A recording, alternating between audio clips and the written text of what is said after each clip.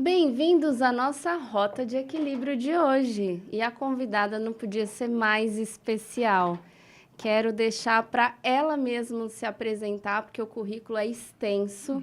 E a gente está hoje com a doutora Elisete Kaffer. Seja muito bem-vinda. Nem sei como começar a agradecer a tua presença no nosso programa. Que Gratidão. enriquece. A doutora Elisete, ela abre a boca, ela já começa a enriquecer a nossa vida. Muito obrigada, viu, doutora? Gratidão, Roberta, gratidão, pessoal. É uma grande honra, né, poder compartilhar assim conhecimentos, histórias de vida, que às vezes a nossa experiência de vida vivida tem um valor muito maior às vezes do que muito conhecimento que você consegue pegar em vários lugares. Então esse momento da gente trocar experiências é muito gratificante, às vezes impacta a sua vida e às vezes a vida de quem você ama, só de compartilhar esse conteúdo, né, Roberta? É verdade.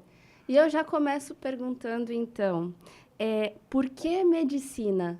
E aproveita e conta um pouquinho para a gente da sua carreira, da sua trajetória e como é que acabou aí chegando na saúde integrativa, na saúde integral, nesse olhar do corpo todo. Na verdade, sempre você vai buscar aquilo que te cura. E eu fui uma criança muito doente, né? Na minha família não tinha nenhum médico, agora tem um monte, mas não tinha nenhum. E dos 0 aos 4 anos eu era muito doente, eu tinha alergias de pele, alergias respiratórias, convulsão. E até os 4 anos de idade era dia sim, dia não, em neurologista, em pediatra, em alergista. Até que com 4 anos de idade eu fui desenganada e falaram para o meu pai que eu não ia vingar. Imagina isso, Falava né? antigamente, Que essa não criança ia não vai vingar. vingar. E na época um médico falou: olha, a única chance dela sobreviver seria você mudar do ambiente onde vocês moram, onde vocês vivem. E nós morávamos aqui em São Paulo na década de 70 e meu pai na época conseguiu uma transferência para Campos do Jordão. E quando nós chegamos lá, eu comecei a ser atendida pelo Dr. Franklin, que é aquele médico de família, que levava aquela malinha preta, né? Cheirava a gente, olhava o que a gente comia, e ele foi retirando algumas coisas da minha alimentação, orientando minha mãe, em vez de dar remédio, ele tirou coisas que a gente tinha contato, e em um mês eu estava curada. Não tive mais alergias de pele, alergias respiratórias, Uau! convulsões. E fiquei saudável dos 4 aos 11 anos, no estilo de vida saudável, indo caminhar para a escola, né, tomando sol, bancando criança. Com 11 anos, nós tivemos que retornar para São Paulo por conta de escola, e eu fiquei doente tudo de novo. Nossa. Nessa época, com 4 anos, que eu decidi ser médica. Eu via o Dr. Frank e falava, quando eu crescer, eu quero ser assim, quero ser aquele médico de família que leva aquela malinha, ausculta e poder trazer cura para as pessoas. E essa minha jornada foi, como eu sempre frequentei médico, né, muitos tratamentos, muitos procedimentos, eu continuei fazendo isso, foi que me estimulou a fazer medicina, para tentar ajudar as pessoas e descobrir o que eu tinha.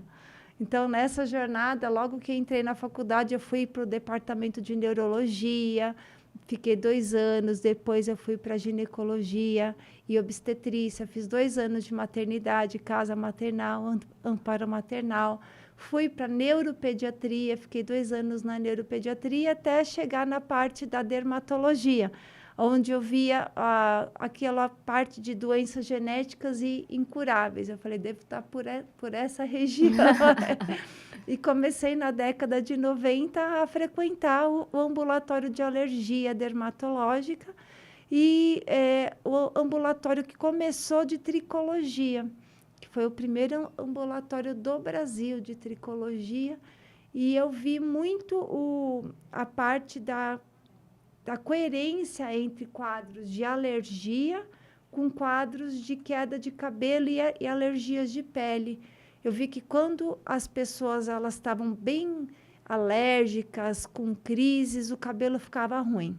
E quando elas melhoravam, o primeiro a sinalizar que estava tendo um bom prognóstico era o cabelo. Então, comecei a ver o cabelo como algo que falava como que o corpo ia se portar antes mesmo de os sinais e os sintomas aparecerem no exame de sangue, no exame laboratorial. Foi uma experiência de vida vivida.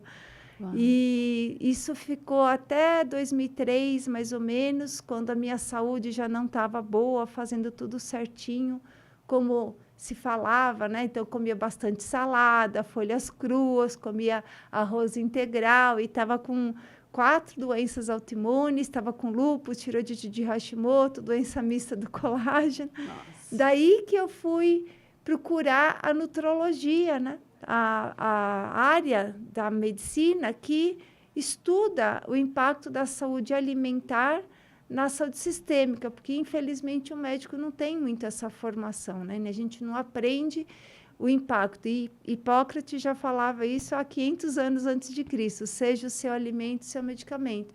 Estudando nutrologia, um protocolo do ortomolecular, da homotoxicologia, que eu fui me deparando com toxinas. Eu falei, nossa, poluição eletromagnética, radiação. Imagina isso em 2003, eu imaginar que isso poderia gerar um impacto no eletroencefalograma, no eletrocardiograma, manifestar doenças autoimunes. E aí, daí foi uma longa jornada nesses últimos anos. Estou refazendo minha pós agora de nutrologia, 10 anos depois, quase 20 anos depois, para me atualizar. E cada vez mais a gente se apaixona, né? Porque Uma a área gente incrível, é uma né? área incrível. Então, a dermatologia, junto com a nutrologia, com a tricologia, me permite ter o subsídio para poder identificar. Eu falo que a tricologia é a porta do cérebro, né, declarada para a gente. Então, a gente consegue ver como que estão os neurotransmissores, o funcionamento neurocognitivo da pessoa através dos sinais e sintomas do cabelo. Porque o cabelo está relacionado à neuroectoderme, a mesma origem embrionária do cérebro.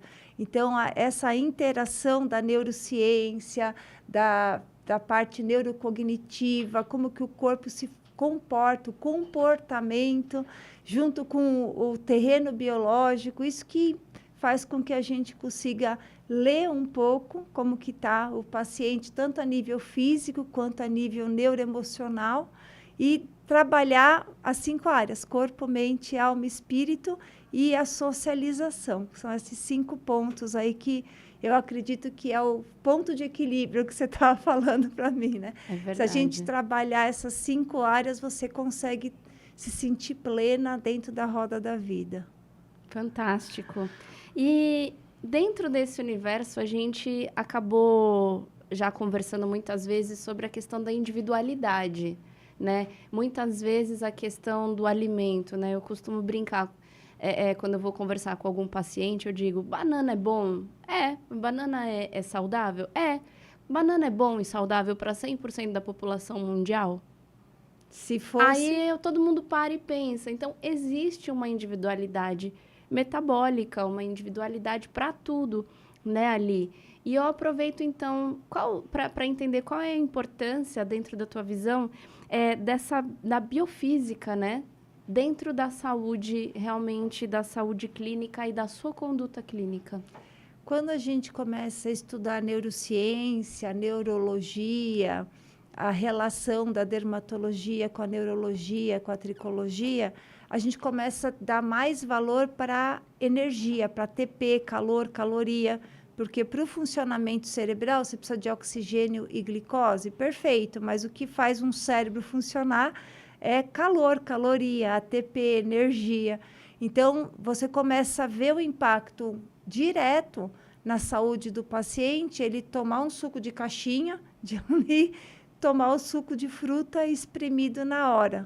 Então, bioquimicamente, você vai ler lá os componentes dentro do microscópio, é semelhante, só que um consegue te dar energia, calor, caloria, e consegue te dar mais foco, atenção, concentração, calma, paciência, a correlação, a coerência cérebro-coração e a performance, que é o que a gente quer. Se a gente não está bem com a gente mesmo, nosso nível de energia está baixo, a gente fica lá no nosso tronco e bulbo cerebral, fica lá nas entranhas, né?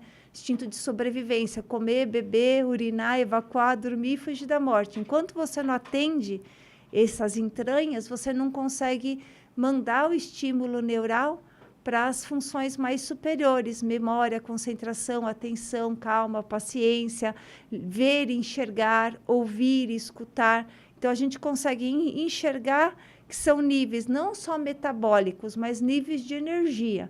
Se a pessoa não tem energia nem para bater o coração, nem para as funções vitais, como que ela vai conseguir olhar para o exterior e olhar o outro, ter empatia, olhar o nascer do sol, prestar atenção num passarinho e conseguir fazer essa interconexão do mundo exterior com o mundo interior. Então, essa experiência de vida vivida no meu caso, porque ninguém conseguia detectar o que estava gerando os quadros de convulsão.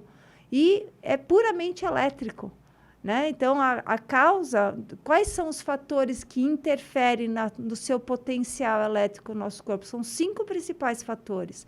A gente tem aí, principalmente, trocas de bombas de membrana, então, pH da água.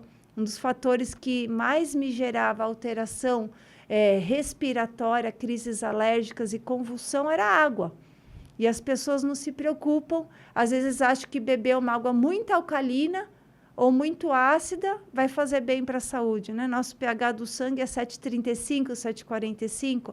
O trabalho que o nosso corpo tem quando a gente bebe uma água ou muito alcalina ou muito ácida para trocar, eliminar esses íons hidrogênio ou produzir esses íons hidrogênios para equilibrar a nossa acidez do sangue. Então, isso é um dos fatores que interfere totalmente na parte neuroelétrica do nosso corpo.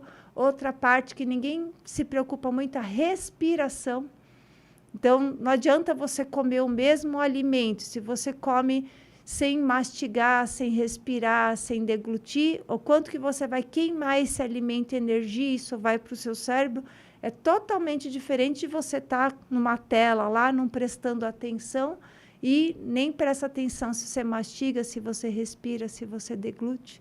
Então, isso é muito interessante. A parte de você trabalhar o alimento, cheirar, ter o cheiro, ter o toque, o neurosensorial, que é outro ponto que vai interferir completamente na transformação desse alimento em ATP, porque você tem que avisar para os seus órgãos dos sentidos, que vai lá para a pineal, tá vindo um zinco, um cálcio, um magnésio. Então, o olfato, o paladar, o cheiro, o som, o tato do alimento, a textura, isso vai sinalizar o seu corpo para que ocorra um processo digestório melhor, uma absorção melhor. Então, são fatores que não interferem.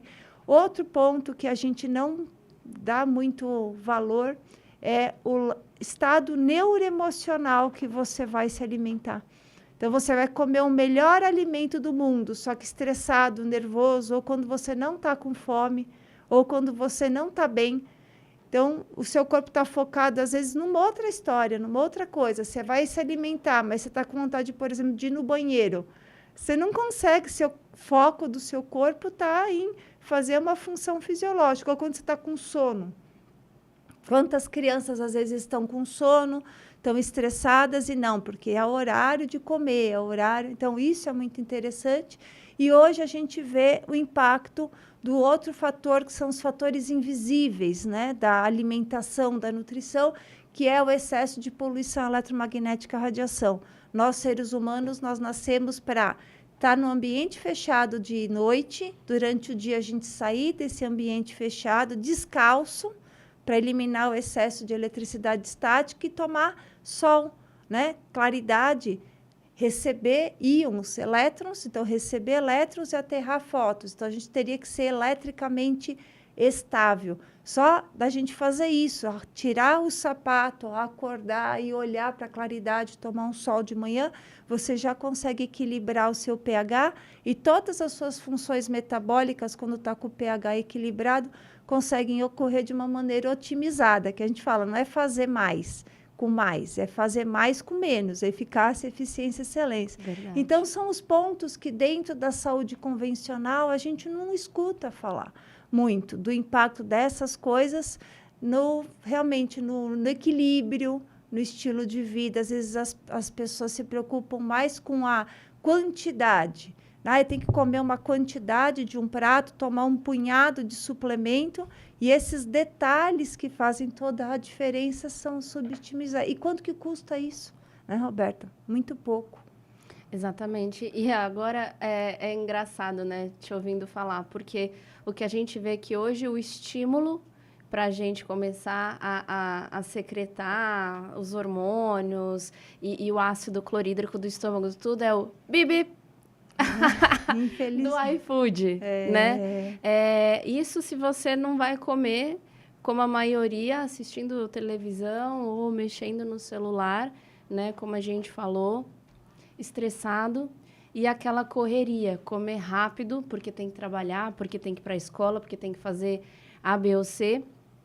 E aí a gente acaba percebendo que as funções, elas acabam realmente ficando prejudicadas na hora de absorver esses nutrientes, de trabalhar esses nutrientes. E eu pego pessoas, né, eu pego muitos pacientes que se alimentam bem e que entram no que eu brinco de desnutrição funcional. Come, mas não se alimenta. Às vezes até se esforça em comer bem, mas não prepara o corpo, não tem essa questão do pH, não está voltado ali realmente para fazer um aproveitamento dessa questão nutricional.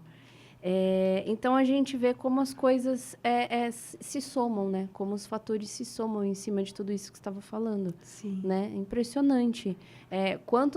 Quanto a gente deixa de prestar atenção nos detalhes, né? Só fazendo macro, e na hora que a gente vai ver, o corpo não responde bem e entra num processo de adoecimento.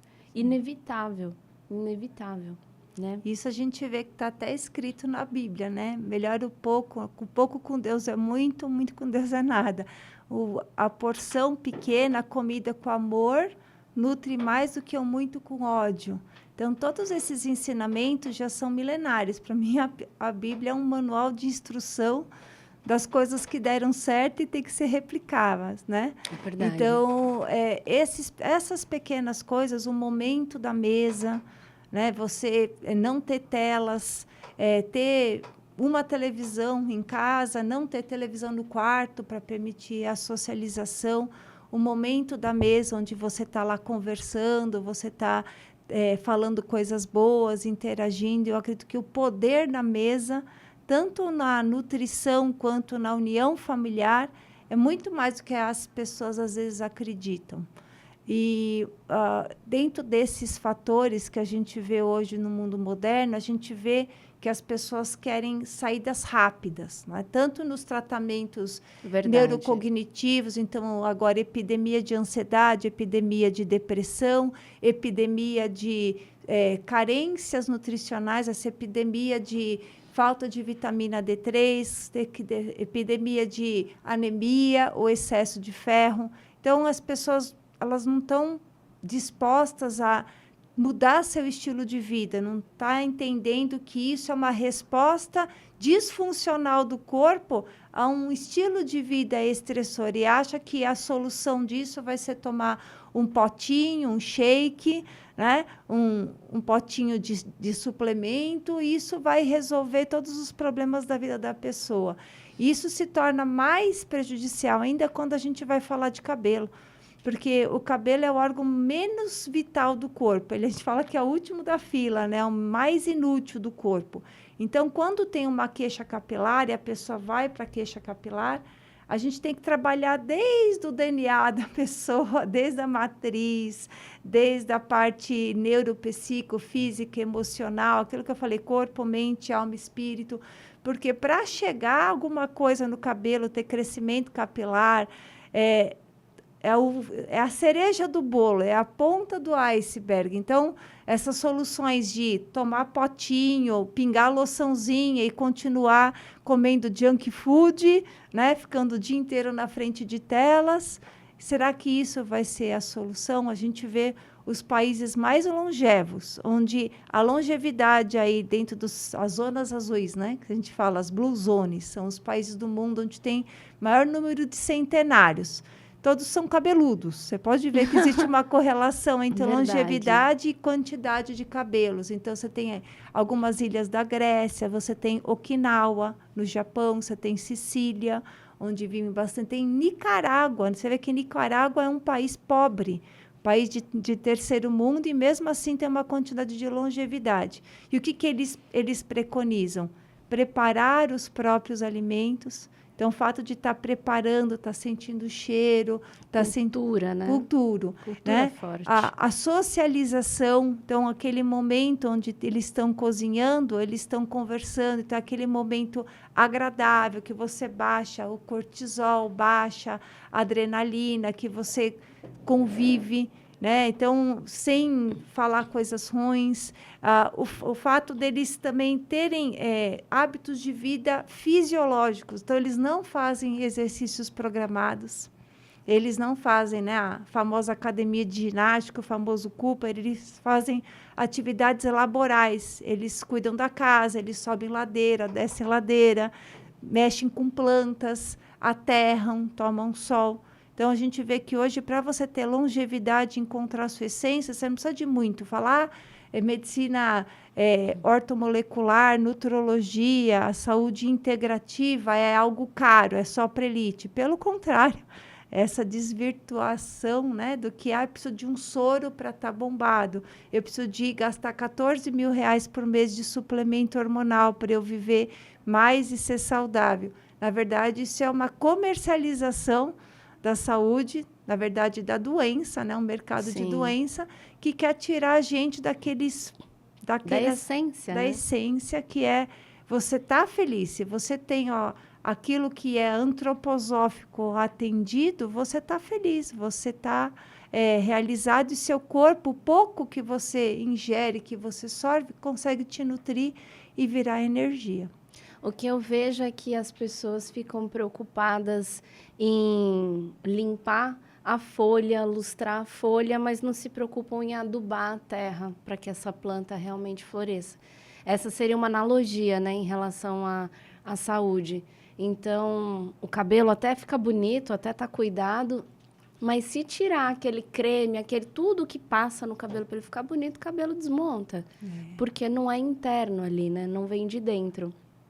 E eu até aproveito para pedir para que você fale um pouquinho mais para a gente sobre essa questão da tricologia dentro da medicina, né? Para quem sabe aí, você que é médico, consiga ter clareza sobre como você pode usar, né? Que a gente fala muito da questão dentro da medicina, a anamnese já quase não se faz mais, né? Mas se a gente trabalhar aí um pouquinho a inspeção, né? Você olhar para o seu paciente lá dentro da semiologia, né, que a gente aprende, se eu olhar para o seu paciente, talvez você tire mais informações do que você imagina. Então, eu falo que hoje a tricologia, diferente de 30 anos atrás, quando eu comecei a estudar, que era uma excelente área fora da medicina, onde as pessoas achavam que era uma subespecialidade da dermatologia focada aí na parte estética do fio de cabelo. Hoje a gente vê que é um marcador de níveis ótimos de saúde, principalmente por conta das toxinas, dos poluentes ambientais. Então, o único lugar onde você consegue precocemente detectar aí a proporção de nutrientes versus cargas tóxicas é a haste capilar. Tanto que a gente faz o exame de amostra capilar, por exemplo, para a categoria CDE de carta de motorista. É uma legislação, um exame toxicológico, até para identificar possíveis agentes que podem gerar acidentes de trabalho no próprio motorista. Então, se a pessoa ingerir alguma toxina e a gente for buscar no sangue, vai conseguir achar entre 4 a 6 horas, depois isso aqui é eliminado. E a carga tóxica, ela permanece no cabelo entre 6 meses até 2 anos. Nossa. E é uma ferramenta tão bacana dentro da perícia médica, né? Se faz muito isso. Napoleão, ele foi exumado 100 anos depois e foi feita a análise do cabelo dele e constatado que ele foi assassinado com arsênico, envenenado por arsênico. Consegue-se fazer análise do que os faraós, as múmias egípcias comiam, exumando, né? E pegando a análise da amostra capilar, mais de 7.000 anos você consegue fazer. Então, introduzir isso como uma ferramenta hoje, pensando que nós estamos vivendo num mundo aí que são 35 bilhões de poluentes ambientais lançados na atmosfera ano. Aí você tem a chuva ácida que vai pegar esses poluentes e vai contaminar a água, contamina o solo. Aí você vai falar de substâncias orgânicas, vou comer um orgânico hoje. O orgânico ele está livre de ter o contato com o poluente do ar, com a chuva ácida. Aí depois, fora isso, existem os pesticidas, os agrotóxicos, os microplásticos, os derivados de petróleo. Aí, fora isso, os corantes, conservantes, acidulantes. Aí, os cosméticos, produtos de limpeza, higiene pessoal. Muita coisa para o organismo trabalhar, muita coisa. Cápsulas, veículos, recipientes, né? As roupas, os tecidos, os calçados. Então, isso vai acumulando no nosso corpo substâncias não self, que não deveriam existir fisiologicamente no nosso corpo. Nosso fígado, rim, intestino, pulmão, pele, linfáticos, não foi preparado para eliminar isso. Então, hoje, a maioria dos pacientes estão com sobrecarga da função hepática, estão com sobrecarga da função renal, estão com alterações da mucosa intestinal, e a gente sabe da relação direta entre cérebro e intestino. Exato. Então, essa epidemia de doenças neurocognitivas, e você consegue analisar 8 a 12 anos isso antes de aparecer no exame de sangue, de aparecer nos exames de imagem, na amostra capilar e na propedêutica capilar. Então, essa análise de toxinas hoje realmente é algo mandatório. Nós, no Brasil, já estamos pelo menos 40, 60 anos atrasados em relação à Europa. Lá se ensina a homotoxicologia dentro de todas as cadeiras de saúde. Antes das pessoas falarem, é genético, não tem cura, vou morrer amanhã, eles pensam em toxinas, pensam em poluentes como fatores causais do adoecimento. Então, essa epigenética, né? O que o nosso ambiente é capaz de influenciar a nossa transcrição, replicação gênica, acordando os genes da saúde ou da doença, de acordo com a identificação daquilo que para a pessoa faz bem ou mal. Eu aproveito, então, para perguntar, nesse olhar que é tão amplo, né? Eu sou suspeita para falar porque acredito e executo isso também nos meus pacientes gerais aí. Mas divide com a gente quais os principais mitos dentro da doença, perdão, dentro da abordagem biofísica e da integrativa aí. Primeiro mito é a biologia molecular. Então, quando você fala de molécula, você se atém à matéria. Não importa se ela está viva ou está morta. Que nem eu te falei, você tomar um suco de caixinha, um suco de uma fruta espremida na hora, vai te gerar a mesma energia, a mesma nutrição? A bula, né, o rótulo, pode estar até mais enriquecido com vitaminas e minerais dentro da substância sintética, mas o nosso corpo ele foi criado para isso. Então, o principal mito é esse. Segundo mito é que a quantidade é melhor do que a qualidade. Então, não está funcionando, aumenta a dose. Né? O melhor é o mais. E o que não for absorvido vai sair na urina. Né? Não, pode tomar à vontade que aquilo que o corpo não precisar sai na urina. Ele elimina. Então, não se tem o conceito, que é o terceiro mito, da inibição competitiva. O excesso de uma substância vai ocupar os receptores aí de 80, 90, 100, 120 moléculas de hormônios, vitaminas, minerais, funcionando como disruptores, é o chiclete no buraco da fechadura, impedindo a absorção desses nutrientes. E acredito que um dos principais mitos aí é a não acreditar, por incrível que pareça, no impacto das toxinas no nosso corpo. Entender que não é, às vezes, repor, é remover. Remover aquilo que está em excesso no corpo, para que o corpo entre no equilíbrio e possa ter um aproveitamento maior. Eu acredito que E o último passo é não acreditar que poluição eletromagnética, radiação, condutibilidade elétrica, biofísica, eletroencefalograma, eletrocardiograma, condutibilidade de neurônios, bombas de membrana celular, todas as reações do nosso corpo dependem de um disparo elétrico, de uma troca de cargas elétricas, de biofísica. E quando você fala disso dentro da área da saúde, é taxado como esoterismo, né? Verdade. Uma pseudomedicina. Então, o eletroencefalograma... Como se a gente não tivesse biofísica como matéria de faculdade, inclusive, né? Com matéria. Quem mais aborda isso é o fisioterapeuta, né? Tem até eletromedicina. O neurologista vê bastante isso, só que, infelizmente, tem uma visão bastante molecular, em carência de moléculas. Mas, em algumas áreas, por exemplo, quando você faz um teste de condutibilidade elétrica, por exemplo, né? Uma eletroneuromiografia, para ver como que está a condutibilidade elétrica. É um exame biofísico. Você vai fazer uma termografia, que é uma fotografia da temperatura corporal, é um exame termográfico, exame biofísico. Você vai aferir a temperatura corporal de uma pessoa, é um exame biofísico.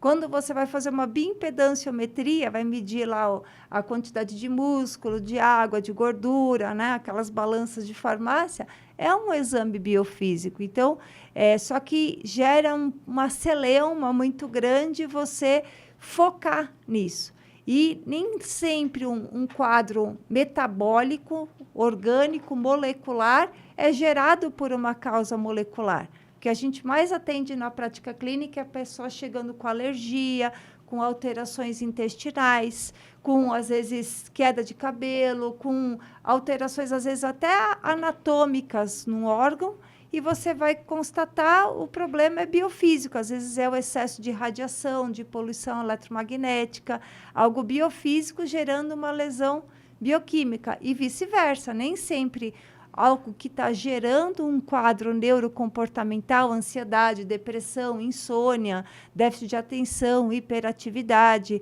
alterações de transcrição, replicação gênicas, nem sempre é um fato neurocognitivo. Às vezes a pessoa está com um parasita, é um sintoma de uma alergia, de uma incompatibilidade alimentar, às vezes está relacionado à presença de toxinas, às vezes uma toxina boba, cloro, flúor da água, que infelizmente é um aditivo para a limpeza das estações de tratamento de água. Então, essa separação do mundo biofísico, bioquímico é que impede com que alguns quadros genéticos incuráveis, quadros crônicos, não sejam solucionados, porque só fica procurando causas biofísicas em quadros biofísicos, está com dor de barriga, vai pensar num parasita, num alimento, algo, faz um ultrassom, faz uma ressonância no tubo digestório, às vezes não pensa que pode ser um sintoma aí neuroemocional. E, ao contrário, também, abordar a ansiedade, a depressão somente como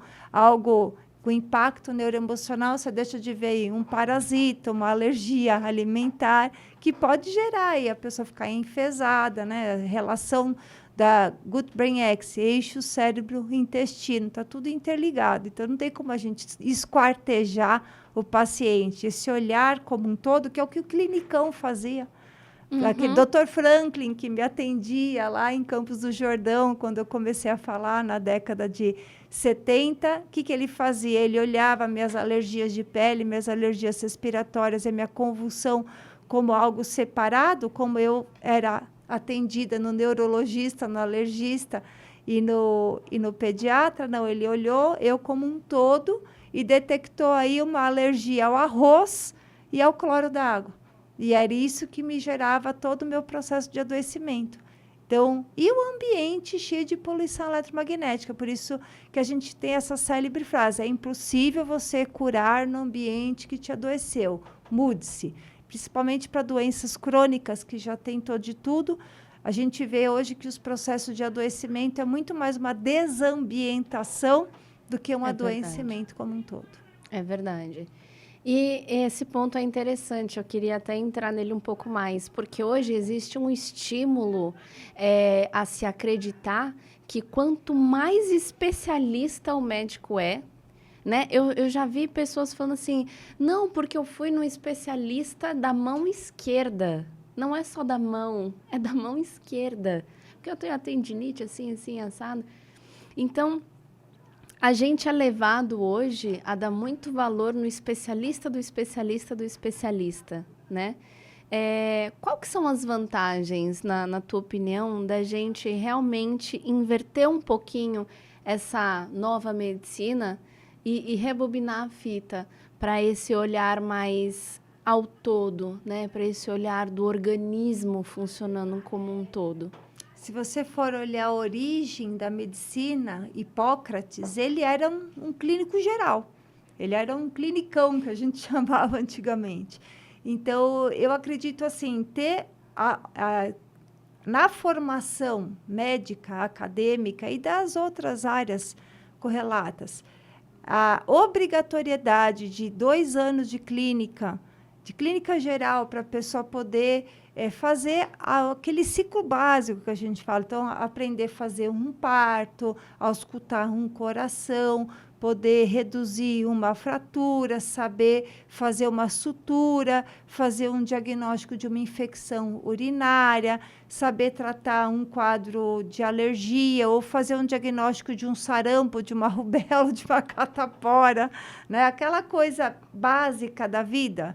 Entender que começa do começo e depois se especializar numa área, eu acho perfeito, porque aí você consegue ter a visão do todo e entender que essa parte que você foca é parte de um todo. Então, com essa visão holística, você consegue direcionar para colegas que tenham essa mesma visão, que vão ter um olhar mais especializado dentro de cada área. Então, isso é o perfeito, é o que acontecia há 30, 40 anos atrás.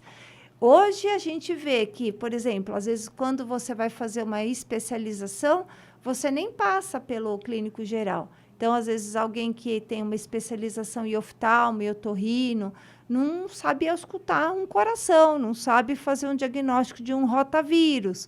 Então, essa modernização, tirando a base, a estrutura, igual você querer construir um grande arranha-céu sem fazer uma fundação.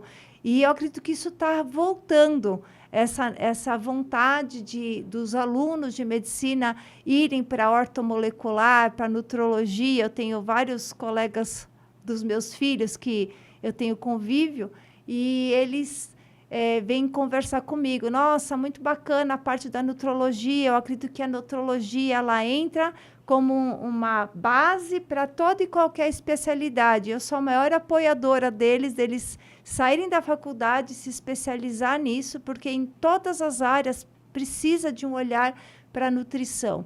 E não só, Roberta, no olhar de prescrever um soro e prescrever potes de suplemento, mas começar da origem, fazer um recordatório alimentar, perguntar o que a pessoa come, como que ela prepara o alimento, quais as porções do dia, quanto tempo que ela fica em jejum. E isso é tão bacana você correlacionar com os testes genéticos, porque aquilo que você falou no começo, às vezes o que é perfeito para uma pessoa, para outra é a morte.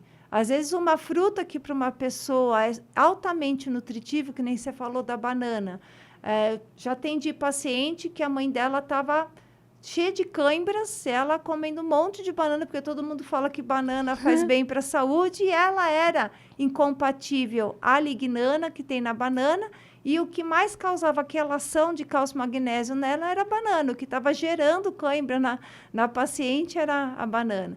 Então, essa nova abordagem que a gente tem dos testes genéticos, epigenéticos, que era uma coisa muito cara antigamente. Então, para fazer um teste genético ou teste toxicológico, você tinha que mandar a amostra do cabelo para os Estados Unidos ou para a Europa, esperar 3 meses, pagava em dólar, e aí demorava 3 meses para chegar às vezes, ao pelo teste. próprio time ali, que você precisa de fazer uma conduta, não dava pega, Não dava né? 3 pega. meses. Não dava pega. E fora o custo, era em torno de 2 a 3 mil dólares por cada exame. Então, era bem elitizado. Hoje, a gente consegue fazer exames que saem no mesmo dia, em 13 minutos, né? Pega a amostra capilar, coloca no sensor, ele é encaminhado para um banco de dados e já chega o teste epigenético em 13 minutos para você identificar o que realmente naquele momento está te fazendo bem, fazendo mal, até no ponto de identificar quais são as fontes eletromagnéticas que te causam maior prejuízo à saúde, se é tomada, se é telefone Android, se é o iOS, se é a antena, qual o equipamento que para você gera maior impacto para a saúde e o que realmente de suplementos o seu corpo está precisando. Aí você, dentro do próprio teste, já verificar quais os alimentos que conseguem repor esses nutrientes primariamente e muitas vezes só de corrigir o preparo, remover o excesso de muita coisa que às vezes o corpo não precisa, e introduzir aquilo baseado no teste genético e epigenético, você consegue dar uma solutiva que as pessoas às vezes gastam um tempo tremendo, o investimento alto, falo pegar aquela metralhadora e ficar né? Sendo que você vai lá, estuda, dá um tiro de fuzil e pronto, resolve o problema da pessoa. Então, é libertador. Hoje eu não consigo mais me imaginar atendendo os pacientes sem utilizar biofísica, analisar termografia. Então, a termografia vai me monitorando se o paciente está melhorando, a liberação de calor, de caloria, e vai me mensurar se ele está feliz, se o estilo de vida dele condiz com a genética dele, com os testes biofísicos para entender se existe uma condutibilidade elétrica cérebro, coração, órgãos, sem interferência de metais, de toxinas, sem utilizar os testes genéticos epigenéticos, que imagina quanto tempo que você demorava para conseguir chegar num diagnóstico e você consegue isso resolver o problema do paciente rápido. E outra coisa que eu não abro mão hoje são as provas propedêuticas, né? O paciente vir no consultório e num período da manhã ou da tarde fazer as análises junto com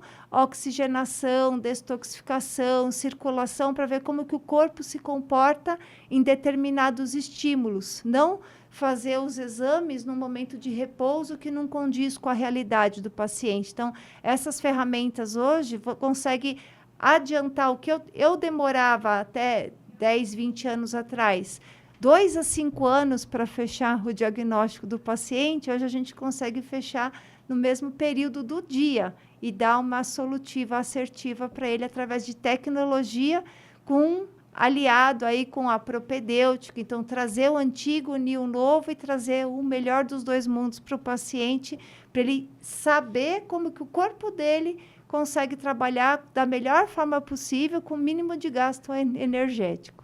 Eu fico boba de te ouvir falar, porque essa é a conduta que eu acredito, né? E na verdade, hoje o que a gente está muito acostumado é ver o quê?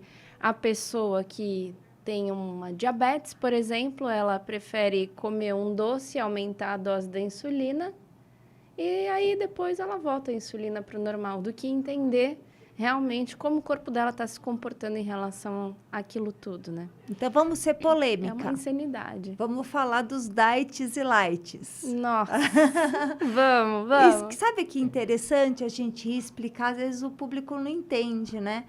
Eu gosto da frase, não é a coisa, é o jeito que a coisa é coisada, né? Fantástico. Então, quando você coloca uma substância com sabor doce na tua boca, você está sinalizando para os neurotransmissores cerebrais que está vindo glicose.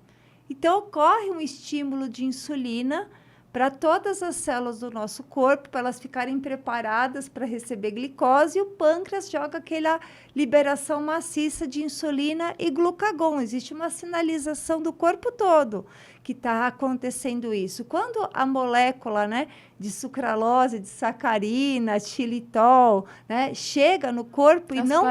Aspartame, que chega e não tem essa glicólise, essa liberação de ATP, de energia, o nosso corpo entra como se... Imagina você correndo para chegar na porta do banheiro, desesperado, e encontra a porta fechada. É exatamente isso que o corpo se sente quando é utilizado um adoçante, algo sintético, né? Ele está naquela... Estou precisando de açúcar. O nosso cérebro, ele precisa de oxigênio e glicose. São os 2 principais nutrientes do cérebro. Todas as nossas células precisam de oxigênio e glicose. Então, você sinalizar, negócio falar, tá chegando, tá chegando, tá chegando. E nada. E nunca chega. Então, isso gera uma alteração metabólica, uma falha metabólica gigante. Então, começa... E não impediu a secreção de insulina, que é o que geralmente é o problema aí, principalmente na diabetes, né? Sim, aí começa o nosso corpo a fazer que nem quando uma criança fica mentindo lá para os pais. Então, a criança está lá e fala assim, nossa, socorro, eu estou aqui me afogando, socorro. Vai todo mundo lá na piscina e a pessoa não está se afogando. Socorro, estou aqui me afogando.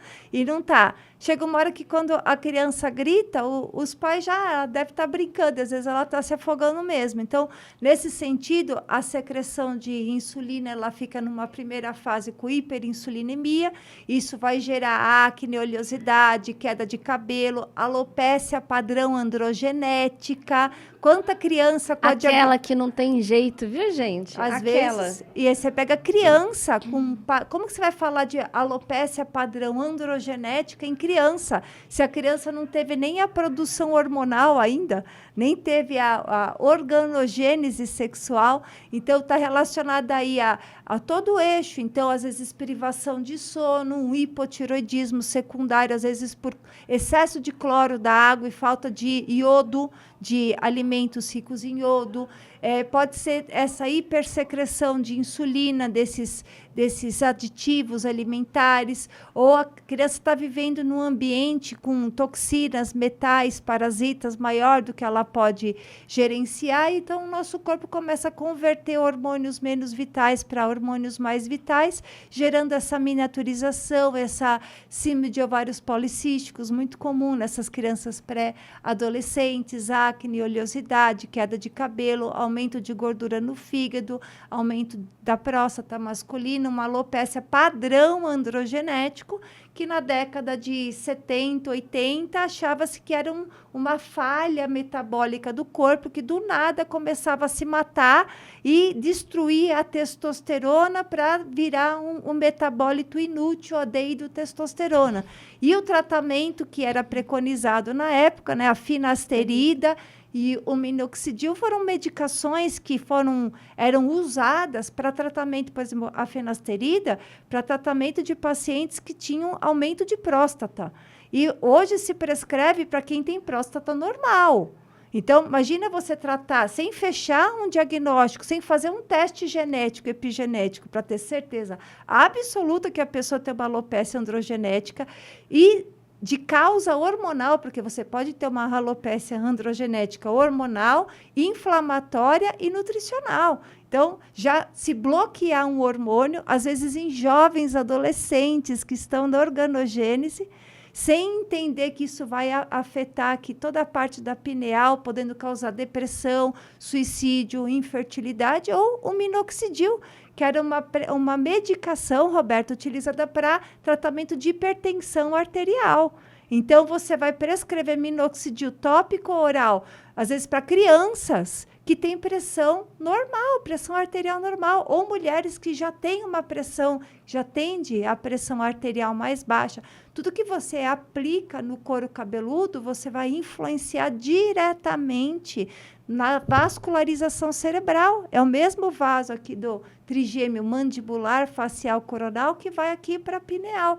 Então, pode gerar migrânia, hipotensão cerebral, alteração se você mexe na vascularização cerebral, você mexe na condutibilidade elétrica cerebral. Mas o local não tem problema, o uso local não tem problema, é uma dose muito pequena. Não absorve, né? E esse é o grande paradigma que a gente vê muito na prática clínica.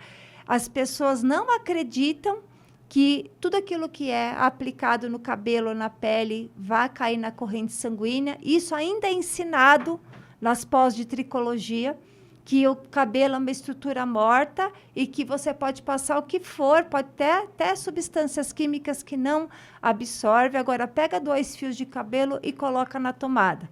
É um órgão eletricamente ativo e ele tem um papel chamado capilaridade, igual um canudinho. Você pega um canudinho, ele vai puxar, né? Ele vai absorver e vai trazer toda aquela que você está passando na haste capilar para o bulbo capilar. E esses microvasos estão relacionados com os vasos intracranianos. Então, crianças utilizando cosméticos de adultos, crianças utilizando esmalte, maquiagem precocemente.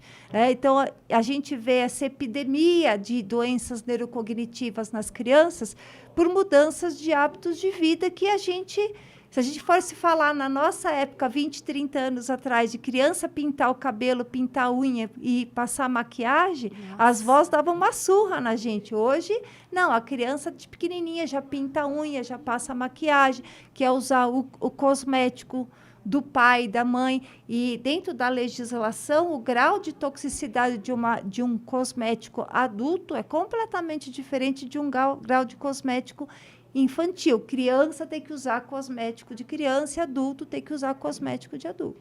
E adulto tem que usar cosmético de criança também. Também. Na verdade, tem até uma história interessante. Meus filhos, né, eu sempre comprei cosmético até hoje. Um tá com 20, outro tá com 24. Shampoo de bebê, né? No banheiro. E os amigos deles vão passar final de semana em casa. Ah, você usa shampoo de bebê. Eu falo, vocês que estão errados. O certo é que quanto menos toxinas a gente tiver no couro cabeludo, na pele, menor o desgaste metabólico do nosso corpo em eliminar essa carga tóxica, fora os poluentes, o lixo tóxico, o microplástico, o pesticida. Então, as pessoas, primeiro, não acreditam que essas substâncias elas podem gerar absorção de toxinas. E, segundo, não acreditam que uma suplementação, uma modulação transdérmica, né, a nível de bulbo capilar, pode interferir positivamente na saúde. Tanto que, para o TCC dessa nova pós-graduação, eu estou fazendo sobre receptores a nível de folículo piloso, Roberta. Tem receptor de GH, receptor de hormônio tiroidiano, progesterona, testosterona, estradiol.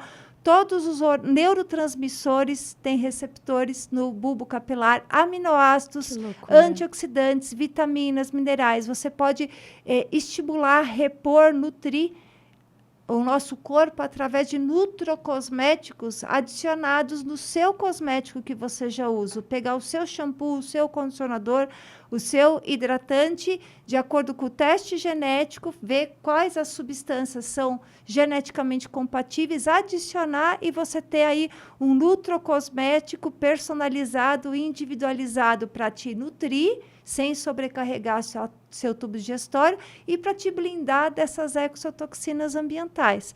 Então, isso permite com que a pessoa se trate e se cuide com perpetuidade. E acreditar que isso gera um impacto positivo, nós aqui, né, na saúde ocidental, ainda é uma celeuma, é um preconceito. Lá no Oriente, na Europa, a qualidade dos nutrocosméticos já é validada, já é cientificada, oligoterapia, nanodoses, eles já trabalham com isso há 40, 60 anos, né? Bom, eu tô tendo aqui um orgasmo intelectual. Eu sei que você está gostando também. Então, já que você está assistindo e está gostando, já compartilha esse material com mais pessoas, porque não tem como a gente não empoderar as pessoas a perceberem que as escolhas delas vão fazer total diferença na saúde delas. As pessoas têm o hábito de terceirizar a saúde, né? Ah, eu fui no médico, ele não acertou comigo, eu vou em outro. Agora ele não acertou comigo, eu vou em outro. E a tua parte, né? Quanto você está fazendo? Né? Então, é muito importante entender essa autorresponsabilidade e o poder das suas escolhas sobre a sua saúde. E falando nisso, vamos entrar agora no nosso quadro. Qual a sua rota de equilíbrio, doutora Elisete Kaffer? Né? Compartilha com a gente qual a sua rota de equilíbrio. Depois de toda essa trajetória, como encontrar esse caminho? E que caminho é esse para a doutora Elisete? Olha, Roberta, se eu te falar, foram 32 anos de busca. Né? Até os 32 anos eu falava que eu estava perdida em mim mesma, tentando fazer tudo certinho, conforme falavam que tinha que ser feito. Então, eu fazia exercícios programados, tinha minha rotina de treino, mesmo odiando treinar as atividades que me falavam para fazer, eu fazia do jeito que me falavam. tive lesão de menisco, tive fratura por overtraining, porque tinha que fazer atividade física que todo mundo faz. Comia o que todo mundo comia, então meu prato era nutricionalmente exemplar. Então, um monte de folhas, né? Arroz integral, né? Legumes com cascas, bastante fibras, e eu estava morrendo, fazendo exatamente aquilo que estavam falando e trabalhando bastante sem ter tempo de descansar, porque é como se as pessoas que descansam fossem preguiçosas, né? Imagina, o que É tá familiar fazendo? aí contigo isso, hein? Nossa, existe um preconceito da pessoa poder descansar. E quando eu entrei dentro da nutrologia, da ortomolecular, dos testes genéticos, epigenéticos, foi libertador. Então, eu descobri que meu padrão não é um padrão de atividade física laboral, exercícios programados, que isso gerava um estresse para mim, gerava um envelhecimento, aumentava a minha taxa de envelhecimento. Então, para mim, funciona andar de bicicleta, fazer caminhada, atividades ao ar livre. Então, isso para mim, dentro do meu perfil genético, existe um teste genético e você vê isso. Dentro do meu perfil genético é o que me dá, porque você tem que fazer atividade física para ter saúde, não para perder saúde. Qual que é a dica? Você que está acostumado a fazer atividade física, fica mais cansado, cheio de dor no corpo, perde a sua performance e toda vez se lesiona, é muito bom você rever isso, porque o exercício que ele é fisiológico, é geneticamente compatível, ele te dá energia. Ele serve para melhorar a sua performance, para melhorar a sua cognição. Você fica com mais pique, você fica com mais performance durante o dia. Então, isso é um eu-estresse. O exercício tem que ser um eu-estresse, não um dia-estresse. Não você perder energia. A atividade física serve para você oxigenar, circular, nutrir, destoxificar e aumentar a temperatura corporal.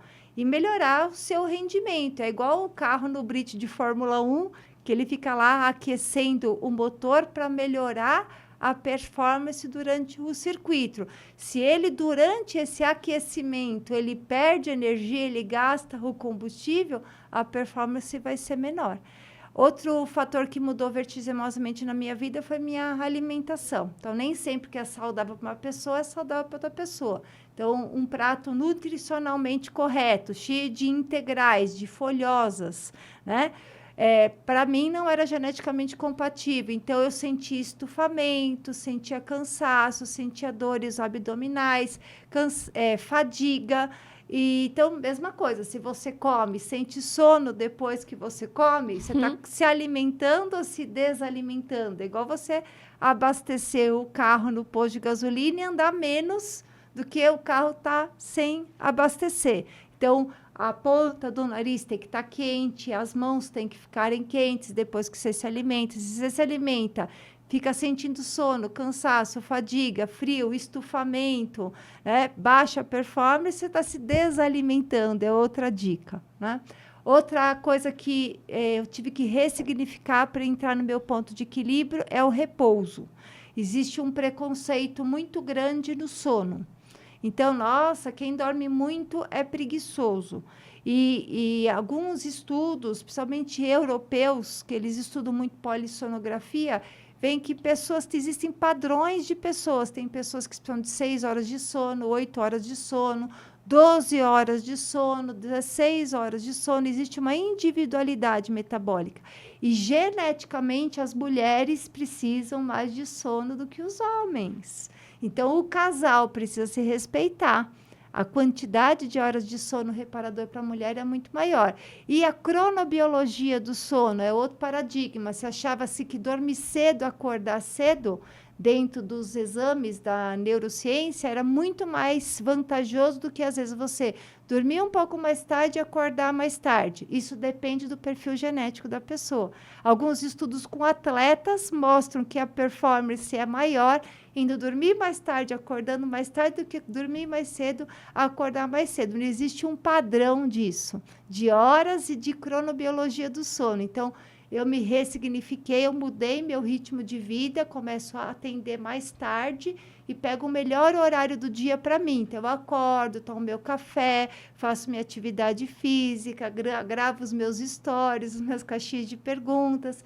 E aí, quando eu já estou com o meu vaso cheio, eu já estou nutrida, estou me sentindo plena, aí eu vou cuidar dos outros. Antes eu dava o melhor do meu dia, melhor do meu horário para os outros, chegava ao final do dia, estava cansada, e aquela sensação de exaustão, de ter feito tudo para os outros e estar se sentindo vazia, era que gerava a maior frustração. Então, ao mudar essa cronobiologia, foi um divisor de águas na minha vida. A gente que tem chance, né, de coordenar as agendas do consultório, isso é libertador. E o hard work, hard fun, isso foi o meu maior, assim, minha maior conquista. Então, eu hoje prefiro trabalhar bastante, de segunda a sexta-feira, trabalho, né, até altas horas, tiro minhas manhãs livres para mim e fico no consultório até tarde, mas meu final de semana é sagrado. Então, eu descanso bastante, durmo bastante, faço meu banco de horas bastante, tenho a socialização, as práticas ao ar livre, o ambiente externo, para recarregar realmente as energias e poder performar bastante. Então, não levo trabalho para final de semana, não levo lição de casa para final de semana, não levo estudo, eu tento criar uma cronobiologia de desempenho, né? Focar bastante as atividades laborais de segunda a sexta e deixar o final de semana para descansar. E nesse ritmo de vida, eu consigo ver uma perpetuidade. Se você falar hoje para mim, a Roberto fala assim, doutora, você conseguiria manter o seu padrão de vida, o seu ritmo de vida daqui 20, 30 anos? Sim. Então, melhor autoteste que você faz. Olha Nossa. como está seu estilo de vida hoje e pensa você nesse estilo de vida mais 20, 30 anos. Você conseguiria manter esse estilo de vida do jeito que você está fazendo, do jeito que você está deixando sempre para amanhã para ser feliz? A gente não sabe se vai ter amanhã. Às vezes o amanhã, ele é hoje e acabou. Então, a gente tem que aproveitar para adequar o nosso estilo de vida para que a gente tenha perpetuidade e aproveite para desfrutar o que o mundo tem para oferecer. Tem uma lua linda, tem um nascer do sol lindo, tem um cantar dos passarinhos, tem o perfume de uma planta. Às vezes você está tão na tua rotina que você não se dá ao direito de desfrutar e realmente ser feliz. A felicidade hoje é uma coisa que as pessoas estão deixando para amanhã, achando que vão encontrar, mas isso só vai gerar uma frustração, fratura e é a base do adoecimento do homem do mundo moderno. Por isso que eu costumo dizer, sabe, eu falo muito para os meus pacientes isso. Eu digo, só o hoje se chama presente. Só hoje é presente, né? Passado, futuro, nada chegou, mas o presente é o dia de hoje, né? Viver esse dia. E a gente nunca sabe quando vai ser o último dia. Pega seu álbum de fotos e dá uma olhada quantas situações foi a última vez e você não imaginava que seria a última vez. Nossa, verdade. Verdade. Ainda mais no ritmo acelerado que é hoje, né? A gente vai deixando, às vezes a última vez já tem 10 anos e a gente não parou para rever aquela pessoa, para dizer alguma coisa importante, para fazer uma ligação, para dar um abraço. E as pessoas hoje têm focado muito nas coisas e não nas pessoas.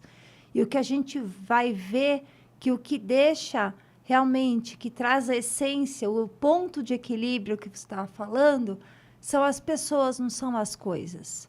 As coisas são game, né? É o que faz você... tem que ser um game, o sabor da conquista, o método para você...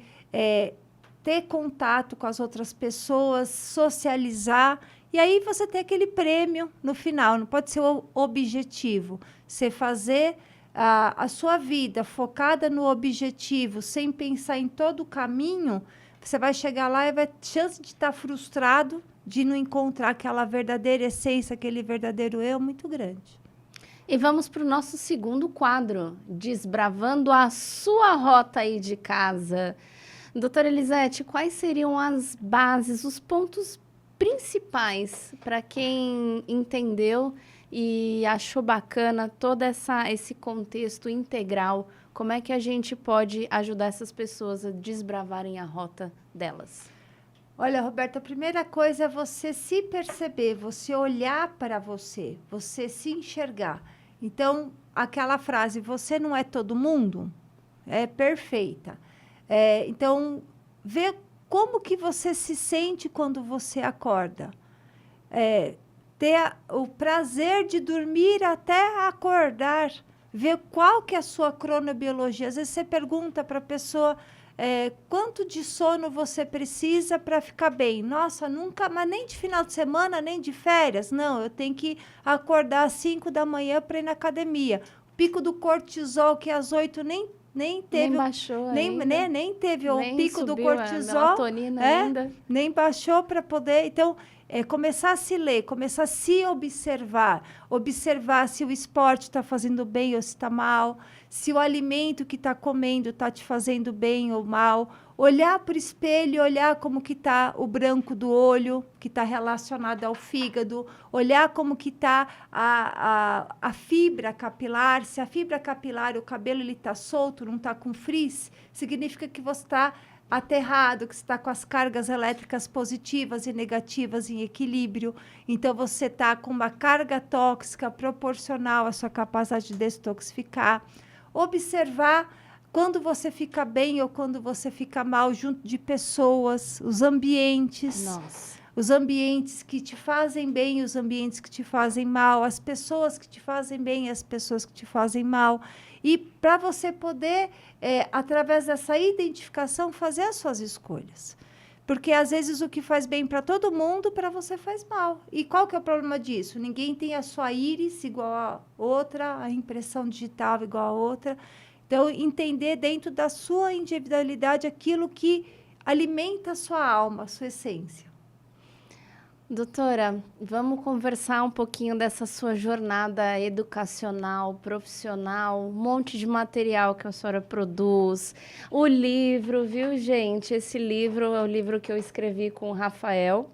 E esse livro, ele tem o prefácio da doutora Elisete Kaffer. Então, imperdível para vocês. Ó, só para vocês darem uma olhada. Aqui, ó. Deu aí? Mostrou? Aí, ó. Diagnóstico não é destino, por motivos óbvios, que a gente está falando tudo isso aqui, toxina e tudo mais. Conta pra gente quais são os projetos atuais e os projetos futuros aí. O que a gente pode esperar? Então, Roberta, a gente sabe que o futuro é hoje, né? Tem que ser o presente, a gente investir hoje, entendendo que a gente não é eterno. Então, esse projeto educacional é otimizar cada dia da minha vida, espalhando conhecimento, espalhando as expertises, as experiências de vida vivida para uma rede de profissionais da área da saúde que possam multiplicar e esse conhecimento ter perpetuidade.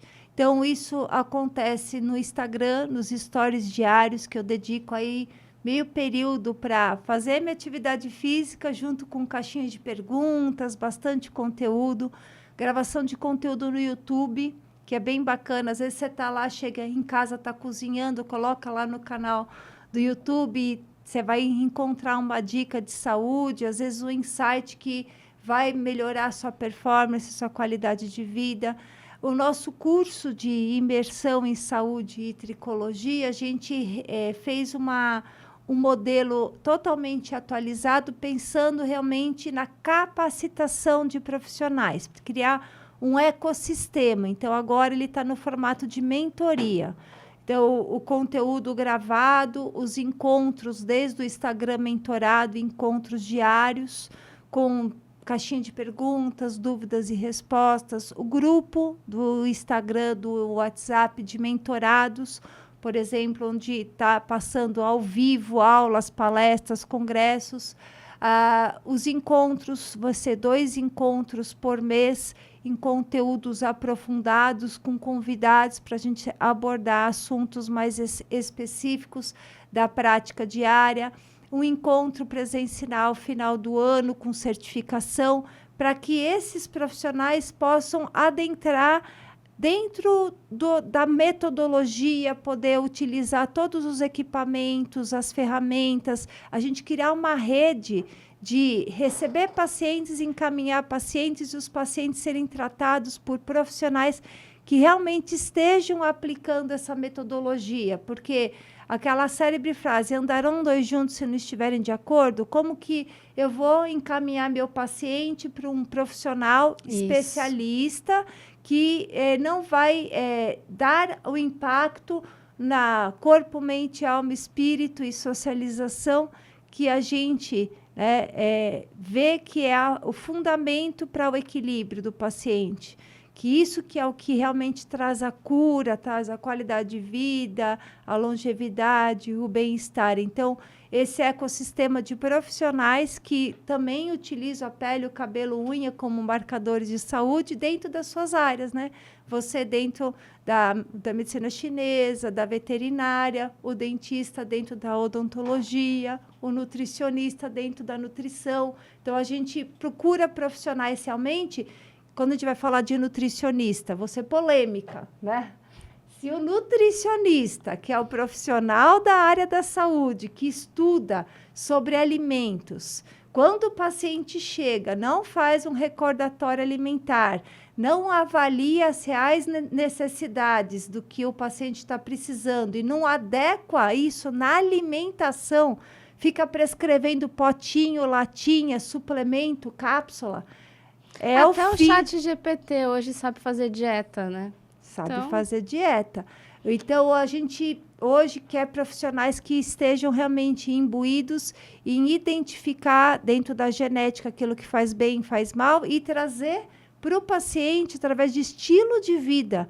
É você acertar o estilo de vida da pessoa para que dentro da genética dela ela possa performar melhor, ter uma saúde, né, com alta performance, ter uma pele, um cabelo, uma unha, nutrir a absorção dos alimentos. Então, é esse conceito que a gente procura, criar esse ecossistema com a validação de todos os profissionais que possam receber os nossos pacientes, porque a demanda é muito grande, e possam utilizar todas as ferramentas que a gente tem, toda a estrutura lá, a gente democratizar aquela estrutura, só que entregar nas mãos de pessoas realmente que saibam dar valor para tudo aquilo que foi uma jornada de 33 anos de vida, né? Mais vida dentro da medicina do que fora. Então, colocar realmente a pérola nas mãos de pessoas que possam saber fazer. Então, dentro desse novo portal de ensino, de educação, compartilhar com esse tipo de profissional. A gente precisa de gente que nem Jung falava, né? Ao tratar uma alma humana, seja simplesmente outra alma humana.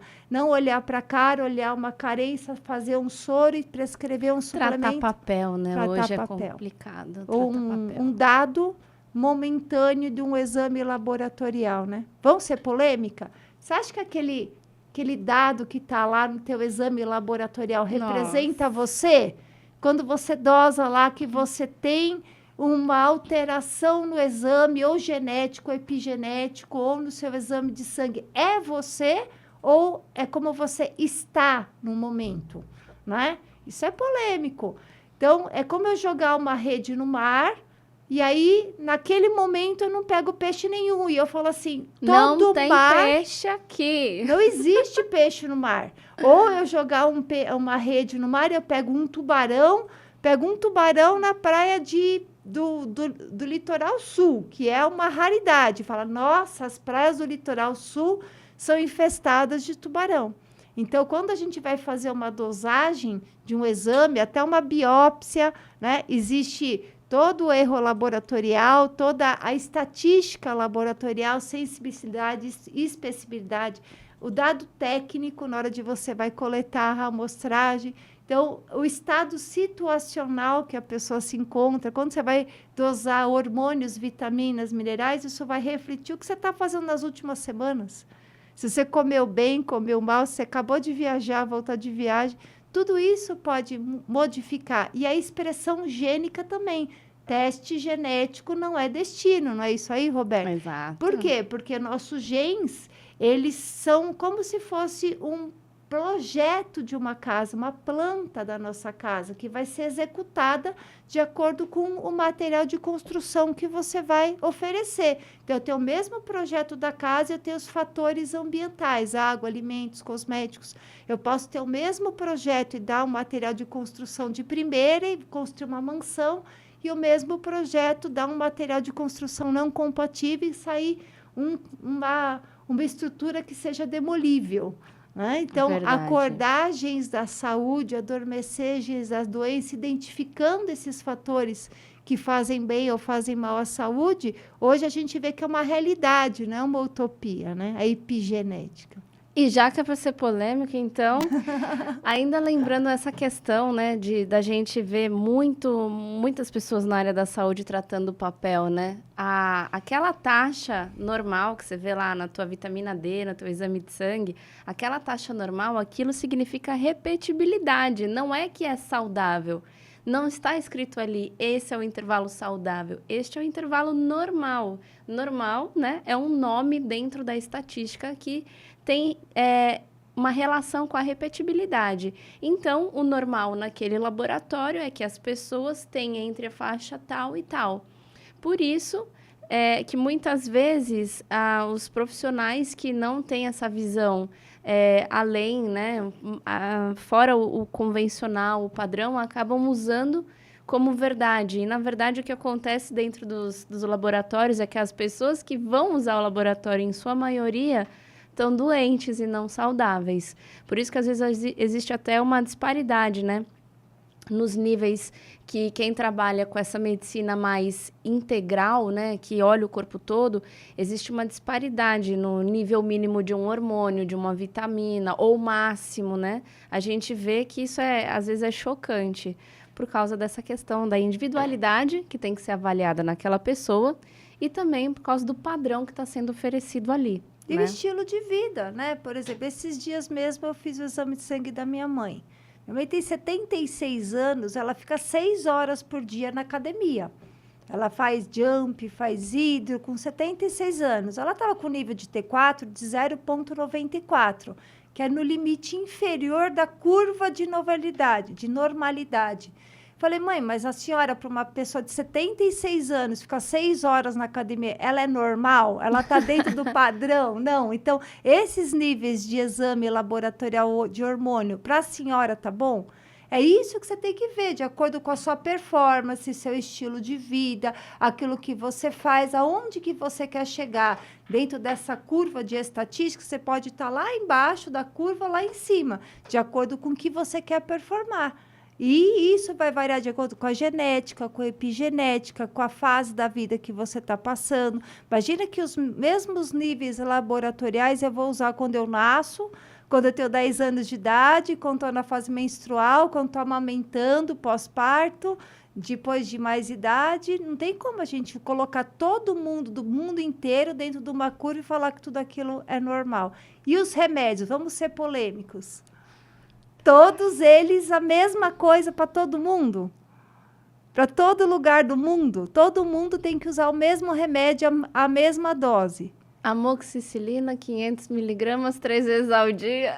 Não importa se tem 100 quilos, 200 quilos, 49 quilos, não é?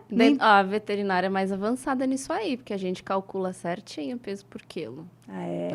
Então, é isso, a gente entender que aquela célebre frase da mãe, você não é todo mundo, né? Olhar dentro desses padrões estatísticos, aquilo que cabe dentro da sua individualidade. E é tão interessante isso, né? Semana passada eu estava atendendo uma colega médica E dentro da estatística, seria muito fácil matar ela. Dentro da estatística, a gente for fazer tudo que preconiza a estatística, estava facinho para fazer uma iatrogenia, para te matar. Porque atividade física para ela era horrível, jejum para ela tinha ascendência árabe, então problema com corpos cetônicos, dificuldade de metilação, né? Sobrecarregar o corpo com detoxificação e circulação também prejudicava a saúde dela. Tudo que deveria ser e modulação hormonal para quem está tentando engravidar dentro do padrão genético dela, só eram coisas abomináveis dentro da genética dela. Se não fosse as provas propedêuticas, os testes genéticos, a chance de fazer algo que prejudicasse a saúde dela ia ser enorme. Se a gente fosse se basear nos padrões, nas estatísticas... Até mesmo dentro do natural. Dentro do natural. Que loucura. Bom, o tempo voou, foi uma delícia. Já agradeço de antemão. E para a gente fechar, última pergunta. Qual o maior legado da doutora Elisete Kaffer? Eu acredito que se a gente puder deixar o mundo diferente, não importa a quantidade, não importa... Mas deixa saber que a sua passagem aí no planeta trouxe mais benefício para a humanidade do que malefício. E que quando você for lembrada de uma pessoa que nem sempre acertou, mas que procurou fazer o bem, procurou fazer para os outros o que gostaria que fosse feito para você e impactar positivamente a vida das pessoas, às vezes de perto, às vezes até de longe.